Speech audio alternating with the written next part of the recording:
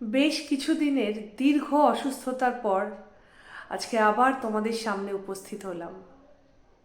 আসলে তোমাদের সঙ্গে মনের যে গভীর যোগাযোগ তা কখনো মেটার নয়।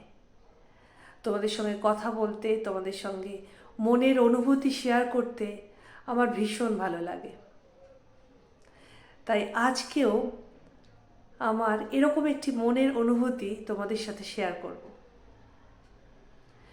দেখো, আমরা যখন কারোর রূপের প্রেমে পড়ি, রূপ দেখে যখন কাউকে পছন্দ করি, তখন কিন্তু তা হয় খুব ক্ষণস্থায়ী, বেশি দিন টেকে না। কারণ রূপ এমন একটি জিনিস যেটা জীবনে চলার সাথে সাথে, সময়ের সাথে সাথে, বয়স বাড়ার সাথে সাথে কমতে থাকে, অবশ্যম্ভাবী, সবার ক্ষেত্রে প্রযোজ্য। আবার আমরা যদি কারোর স্টেটাস দেখে বা কারোর পজিশন দেখে বা কারোর ব্যাংক ব্যালেন্স, টাকা পয়সা দেখে প্রেমে পড়ি, সেটাও কিন্তু অস্থায়ী। কারণ টাকা পয়সা, পজিশন, এগুলো কোনোটাই কিন্তু পার্মানেন্ট নয়। তাই সেই প্রেমও কখনোই দীর্ঘস্থায়ী হতে পারে না।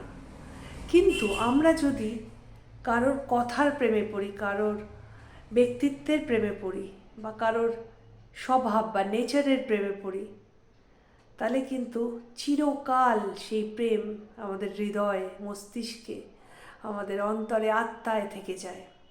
এবং সেই প্রেম কখনো মেটার নয়, নেশার মতো।